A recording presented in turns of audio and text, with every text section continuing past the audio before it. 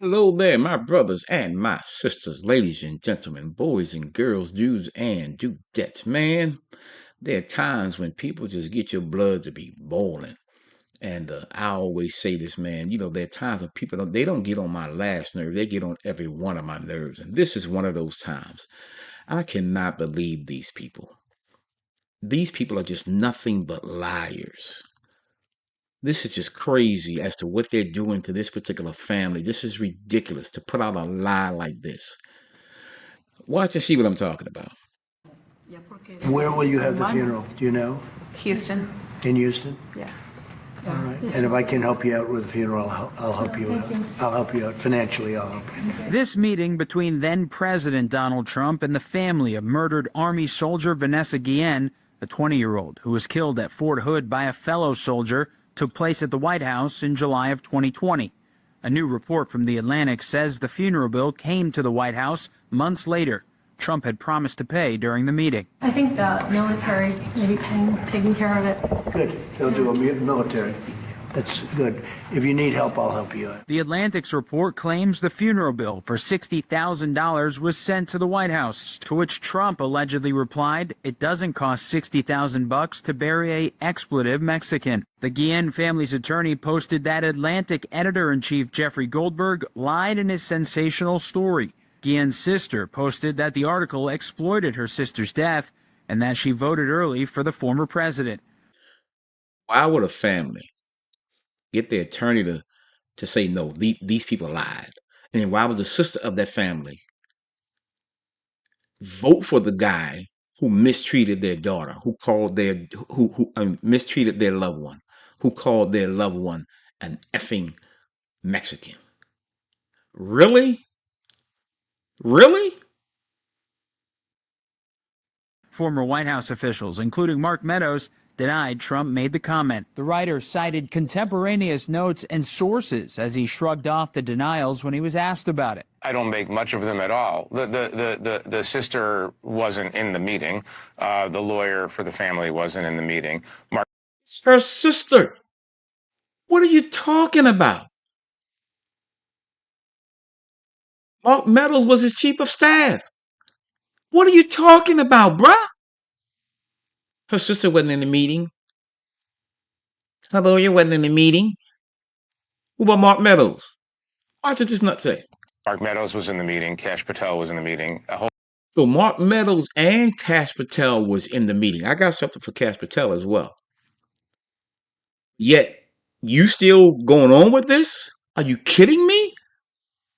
Let's let this nut bury himself some more. A bunch of other senior officials were in the meeting.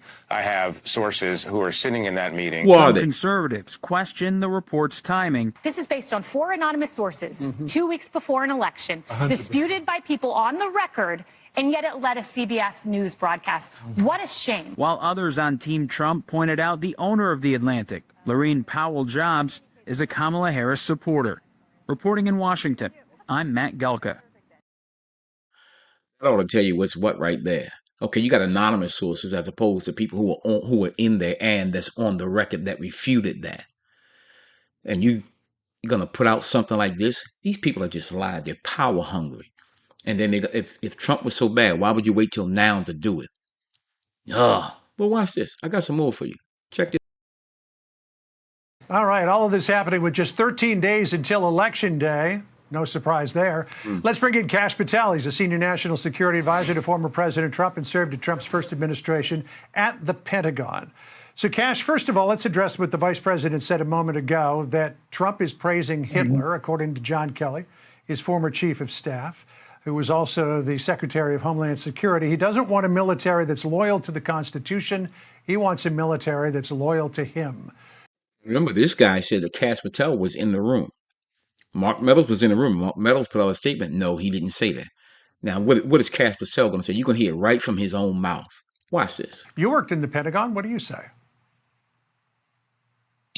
Hey, it's great to be with you. Thanks for having me.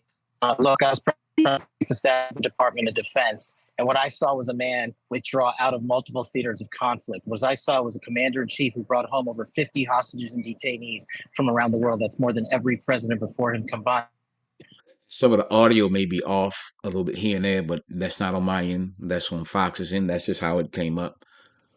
What I saw was a man attend almost every single dignified transfer of the fallen and spend countless hours with the families of the fallen, giving them the love and care that they need, and most importantly, securing the financial assistance that they need. I saw this man host these individuals and their families in the Oval Office. I saw him prioritize our veterans and our uniformed military members to make sure they had the weapons that they needed and the munitions that they needed, especially if you were going to send them overseas to fight another man's war. And I saw, most importantly, more than anything, invoke the Constitution when it came to the National Command Authority and execute the mission, the no-fail mission of the United States of America and the Department of Defense to secure our freedom. So they can print whatever they want. And we could talk about the Vanessa Guillen story. I was there as his chief of staff at the Department of Defense for that one. But I saw a man as a commander-in-chief and President Donald Trump who fought our veterans and uniforms of the military.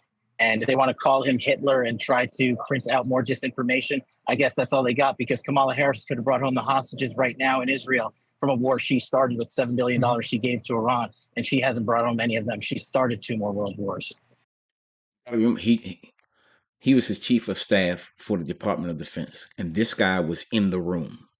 In the room. What reason does he have to lie? Man, give me a break with this stuff, man. All right, so you mentioned Vanessa Guillen, who was that young soldier at Fort Hood, Texas, who was murdered, and then her body was dumped in some wetlands. This article in The Atlantic that talks about Trump praising Hitler's generals also talks about the idea that in December of 2020, after meeting with the family in the Oval Office, and I attended that meeting, I was the pool reporter that day, that he had offered to pay portion of her funeral costs.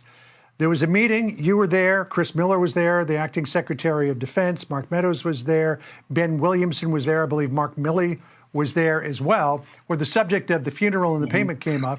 Trump apparently said he was upset with the cost of the funeral that he had agreed to pay for, said something disparaging about her, and refused to pay. Was any of that true? Absolutely not. Trump, when we brought to the attention the tragic murder of Yen, who was serving in our armed forces, President Trump unilaterally stated we are going to give her the honor and dignity she needs and her family assistance she needs. President Trump ensured that the Department of Defense gave Vanessa Guillen full military honors and paid for the entire financial package that was needed to secure and honor her memory.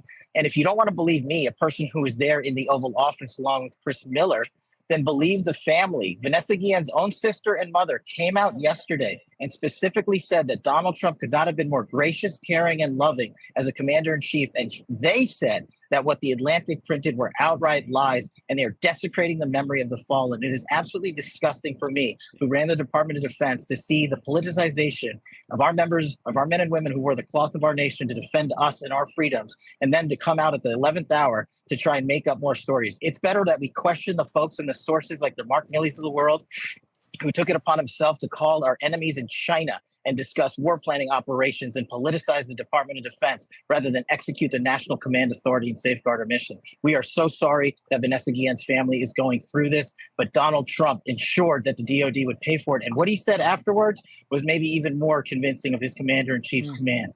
He said if the military didn't pick up the tab, he would.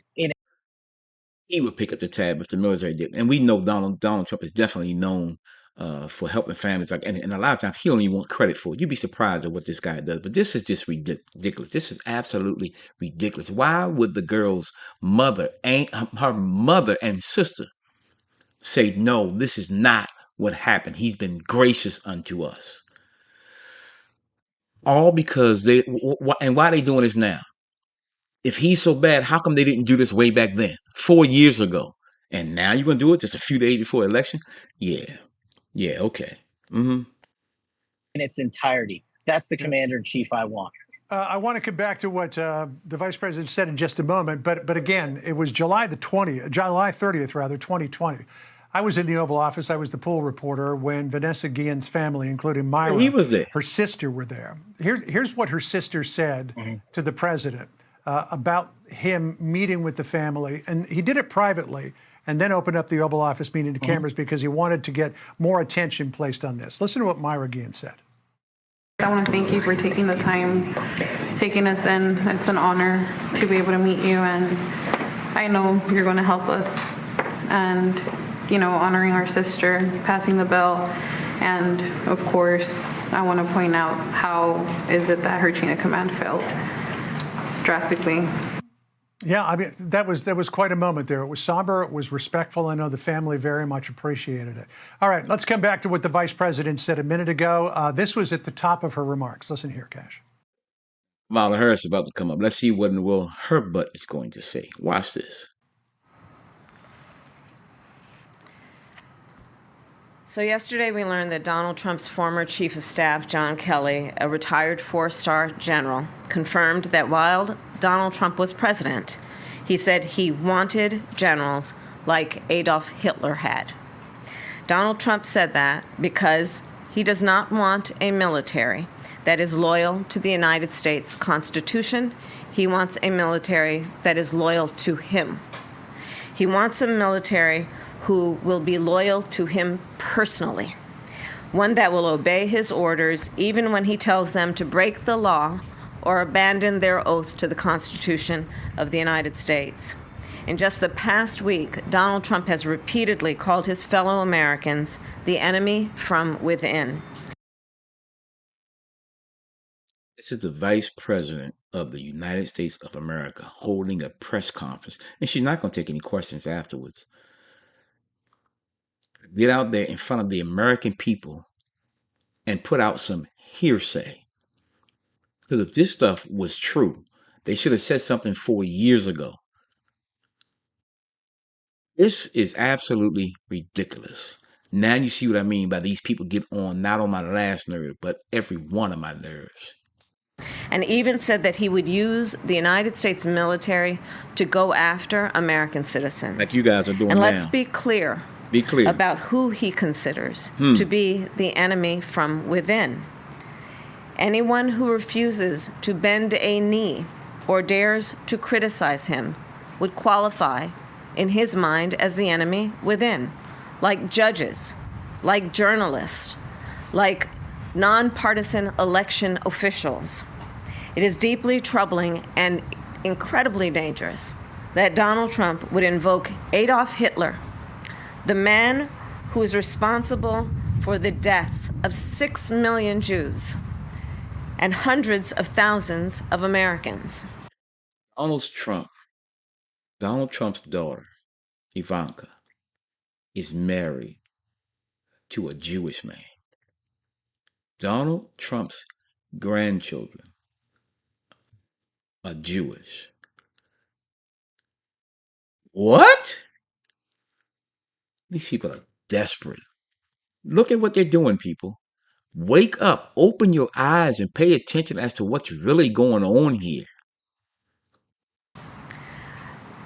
All of this is further evidence for the American people of who Donald Trump really is. Mm-hmm.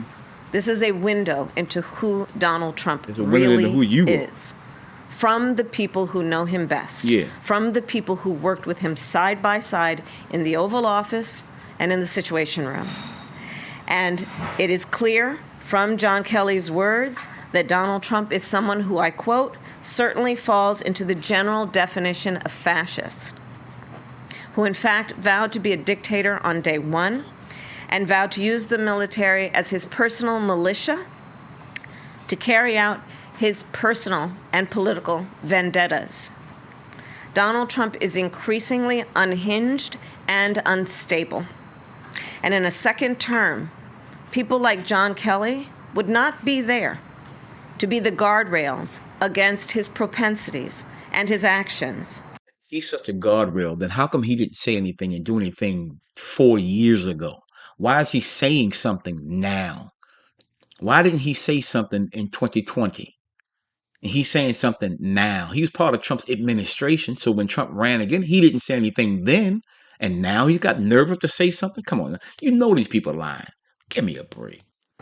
Those who once tried to stop him from pursuing his worst impulses would no longer be there, and no longer be there to rein him in. So the bottom line is this. We know what Donald Trump wants. He wants unchecked power. The question in 13 days will be, what do the American people want?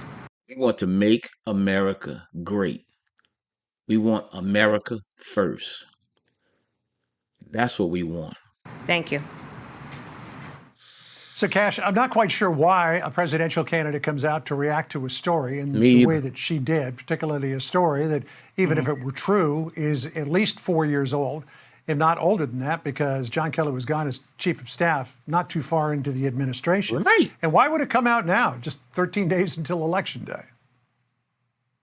Because they want to put President Trump and his powerful national security policy on defense. We are not going on defense. When President Trump was a commander in chief, he went on offense. He ended the forever wars. He crushed the narco traffickers. He brought home hostages. He ended child sex trafficking. And he was brave enough to use military assets in an expansive order to keep not only Americans safe, but the global world order safe. He made sure the DOD was no longer politicized and weaponized. Every one of the names she mentioned, all those individuals begged and auditioned to be in the positions they got. And when President Trump told them that the Department of Defense is a civilian chain of command, just like President Washington or our Constitution designated it to be, they did not like that. They were fighting off 60 years of the defense industrial complex owning the Department of Defense, and Donald Trump restored civilian authority to the chain of command. And he executed that when he asked for an investigation into Vanessa Guillen's death, tragic death, so we know what actually happened, and so the military could provide her the full honors and designation she deserves.